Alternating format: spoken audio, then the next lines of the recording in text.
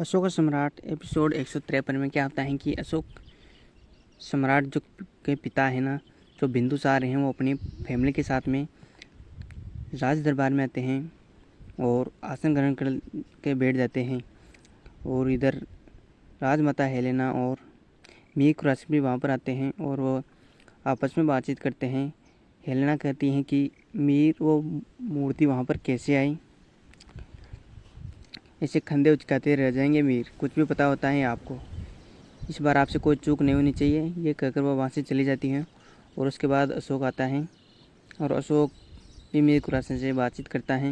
मीर कुरैशी अशोक से पूछता है कि धर्मा और उनके बेटे का कुछ संदेश आया।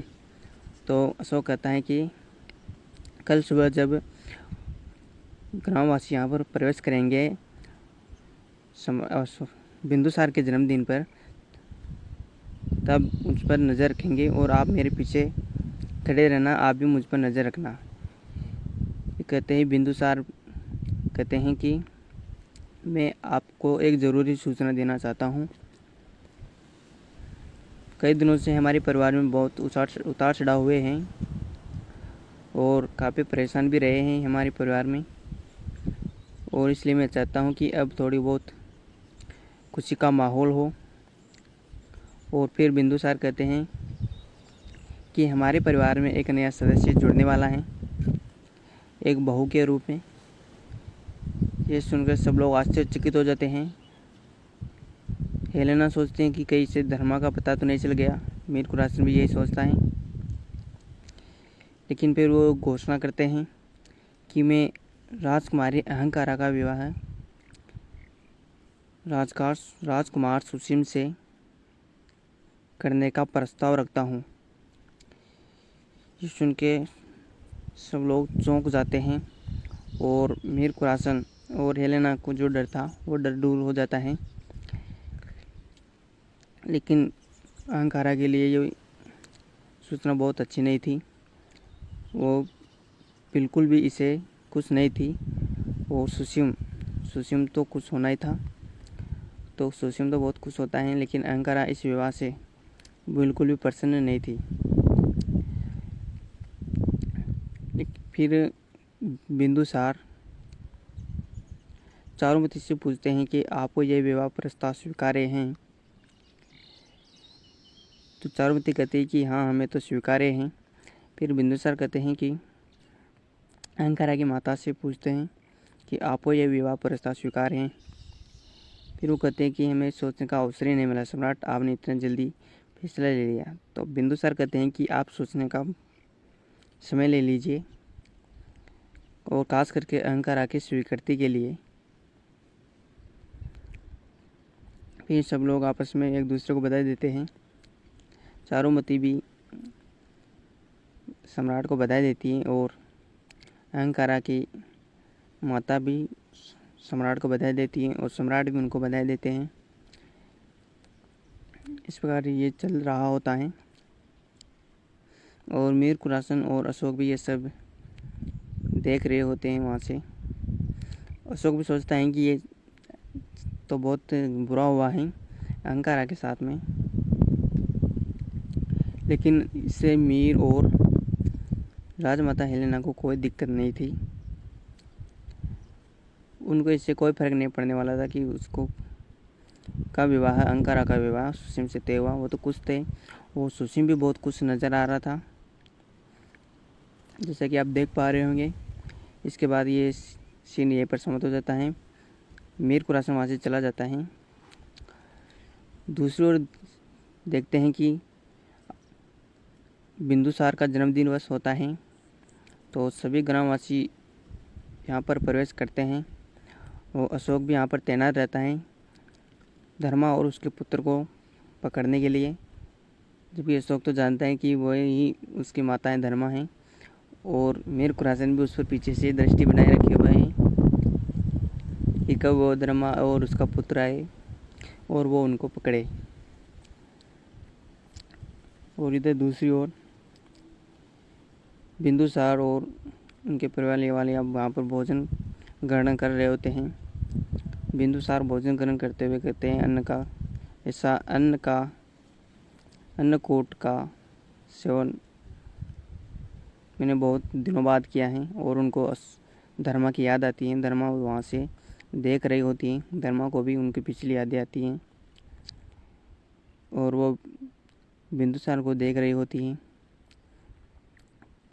फिर धर्मा को अशोक का ख्याल आता है और वो अशोक के बारे में भी सोचती है। इस प्रकार चल रहा होता है। फिर वापस से ईद वाले छीन मर आ जाते हैं जहाँ पर एंट्री हो रही होती है। इसी दौरान अशोक के अंगोछे से एक पत्थर गिर जाता है और उस पत्थर को गिरते हुए मीर कुरासन उसे देख लेता है। जैसे ही अशोक उस पत्थर को उठाने लगता है तो मीर कुरासन भी वहाँ पर आ जाता है, वो पत्थर को उठा लेता है और उस पत्थर पर लिखा होता है कि मैं और मेरा बेटा सम्राट से आज तीसरे पहर भेंट करने वाले हैं, ये लिखा होता है। और मीर कुरासन अशोक पर संदेह करने लगते हैं कि ये पत्थर तुम्हारे अंगोछे से गिरा है, तो तुम्हें पता होगा कि वो सब कहाँ पर हैं और वो कब प्रवेश करने वाले हैं, कब सम्राट से मिलने वाले हैं। फिर अशोक कहता है कि आप मुझ पर संदेह कर रहे हैं, मैं तो आपके साथ ही हूँ ना। आप मुझे पर पीछे से दृष्टि बनाए रखे हुए थे, मुझे कैसे बताया कि ये पत्थर कहाँ से आया है, वो किसने इसे यहाँ पर रखा है, मैं तो आपके साथ ही हूँ ना।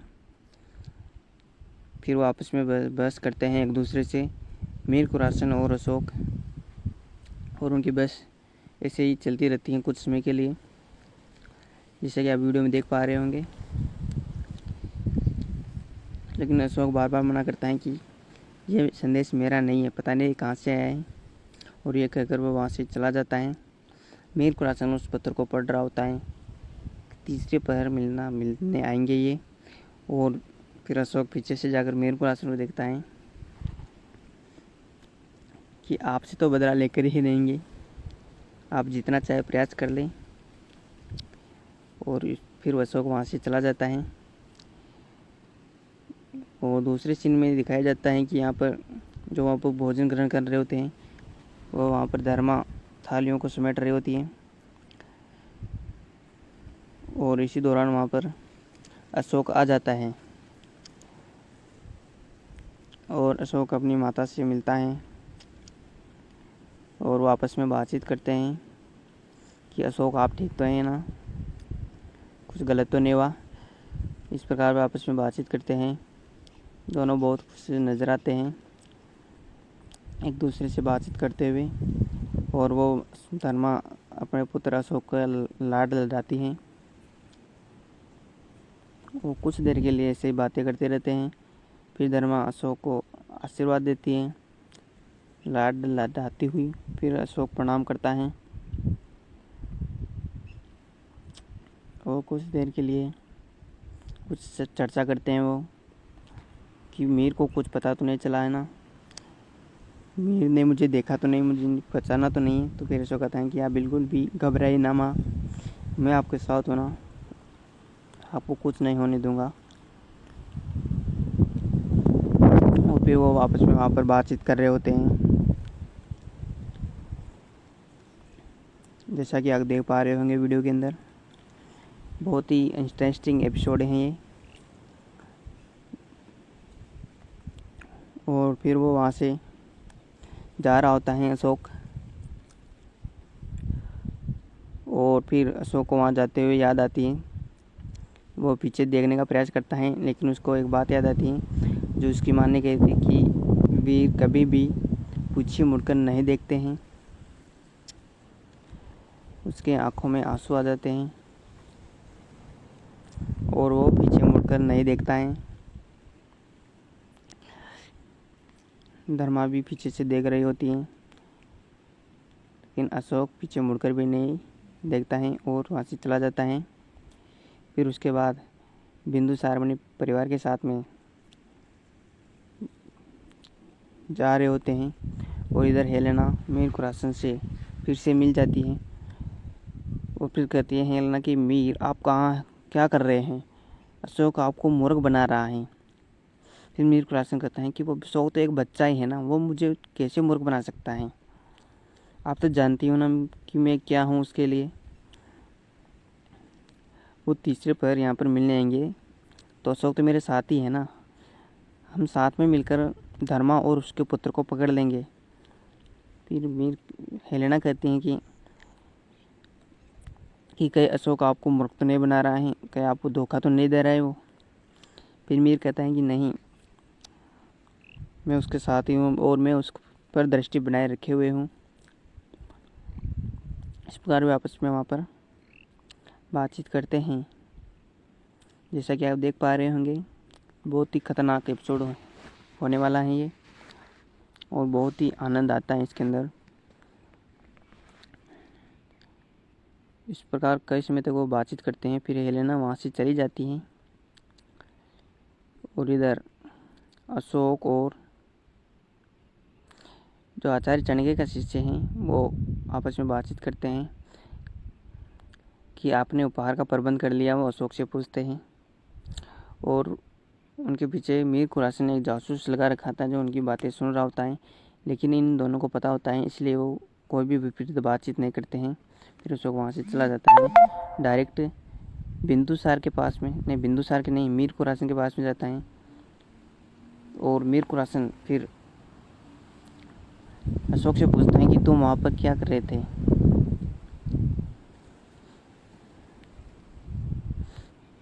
तुम आचार्य के शिष्य से क्या बातचीत कर रहे थे। फिर अशोक कहता है कि आप मुझ पर फिर से संदेह कर रहे हैं। तो मीर कहते हैं कि मैं तुझ पर संदेह नहीं कर रहा हूँ, मैं तुझसे पूछ रहा हूँ। तो अशोक बताता है कि हम उपहार के सम्राट को क्या उपहार दे, इसके बारे में चर्चा कर रहे थे। फिर जो उसका जासूस होता है मीर खुरासन का, वो भी वही पर छिप कर बात सुन रहा होता है। फिर मीर खुरासन उसकी तरफ देखता है कि हाँ, क्या ये सच बोल रहा है। तो फिर वो कहता है कि हाँ, यह वहीं पर यही बात कर रहे थे, मैंने खुद इसे अपनी आंखों से देखा है। फिर वो आपस में बातचीत करते हैं कि कब आएंगे वो धर्मा और उसका बेटा, ये सब आपस में डिस्कस कर रहे होते हैं। फिर अशोक वहाँ से चला जाता है और ये सीन यहीं पर समाप्त हो जाता है। दूसरे सीन में आप देखते हैं कि बिंदुसार फिर से अपने परिवार के साथ में राज दरबार में आते हैं, जहाँ पर उनकी समस्त रानियाँ होती हैं। वो वहाँ पर आकर सभी आसन में ग्रहण कर लेते हैं। और आज बिंदुसार का जन्मदिवस होता है, तो एक नृत्य की तैयारी भी कर रहे होते हैं। और वहाँ पर इतने में अशोक की एंट्री होती है और अशोक वहाँ पर आते हैं और वो बिंदुसार से इजाज़त मांगता है नृत्य करने के लिए कि मैं आज आपके जन्मदिवस पर एक नृत्य नाटिका प्रस्तुत करने जा रहा हूँ और आप मुझे ऐसा करने की अनुमति दें। फिर अशोक एक बहुत ही शानदार नृत्य नाटिका बिंदुसार के सामने प्रस्तुत करते हैं और सब लोग देख रहे होते हैं, सब लोग खुश होते हैं। अहंकारा भी होती है, वो भी शो को देखकर बहुत खुश नजर आती है। और इस प्रकार ये नृत्य नाटिका शुरू ही होती है और ये सीरियल ये पर समाप्त हो जाता है। और अगला सीरियल देखने के लिए आप हमारे साथ जुड़े रहें, हमारे इस चैनल को सब्सक्राइब करें। जल्द ही हम दूसरा एपिसोड आपके लिए लेकर आएंगे। थैंक्स।